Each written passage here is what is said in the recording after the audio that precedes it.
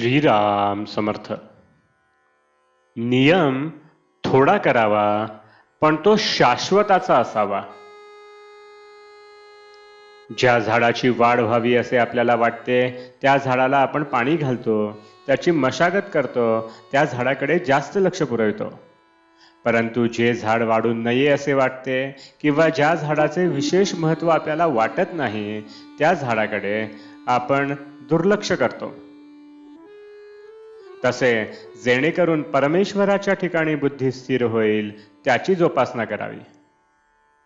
देहाकडे, विचारांकडे, विषयांकडे दुर्लक्ष करावे म्हणजे आपोआपच त्यांचा विसर पडेल.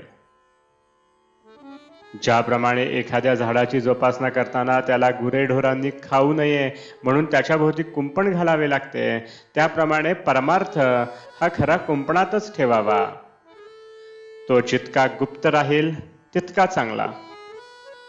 त्याचे प्रदर्शन झाले तर त्याला दृष्ट लागते. म्हणून परमार्थ हा कोणाच्या न कळत परंतु अत्यंत आवडीने करावा. झाड लावल्यावर ते किती वाढले आहे हे कोणी रोज उकरून पाहत नाही, त्याप्रमाणे अनुभवाच्या प्रचितीच्या मागे लागू नका, त्यामुळे प्रगती खुंटेल. हट्टी व्यसनी माणसे एका दृष्टीने मला आवडतात, कारण त्यांचा हट्ट भगवंताच्या मार्गाला लावला की झाले.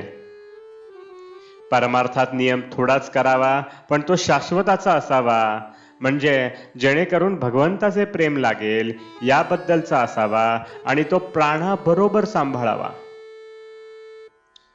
जे अत्यंत थोर भाग्याचे असतात त्यांनाच ध्यान मार्ग साधतो. हा मार्ग फार थोरांचा आहे. ध्यानामध्ये जगाचाच विसर पडतो. त्या अवस्थेमध्ये दिवस काय पण 5 वर्षे सुद्धा जातील, पण त्याच्या देहाला काही होणार नाही.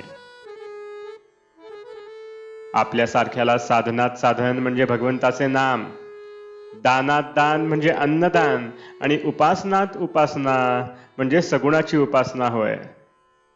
या तिन्हीमुळे देहाचा विसर पडतो. म्हणून शक्यतो या 3 गोष्टींची कास धरा. मनुष्याची साहजिक प्रवृत्ती व्याप वाढवण्याकडे असते. द्वैत वाढवून त्यात अद्वैत पाहण्यात आनंद असतो, हेही खरे. साधे मधमाशांचे उदाहरण घ्या. त्या अनेक झाडावरून मध गोळा करतात आणि नंतर तो पोळ्यात एकत्र करतात. अशा एकत्र केलेल्या मधाचा केवढा गोडसाठा होऊ शकतो बरे.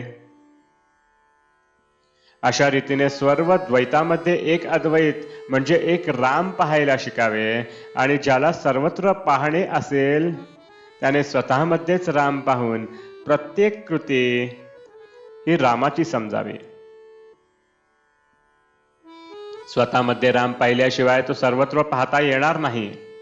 तेव्हा स्वतःचा म्हणजेच देहाचा विसर पडल्याशिवाय सुख लाभणार नाही, आणि हा देहाचा विसर राममय सृष्टी झाल्यानेच होईल.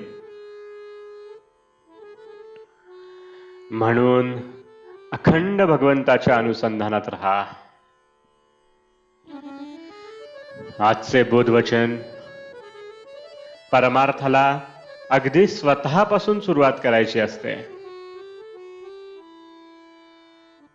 जानकी जीवन स्मरण. जय जय राम.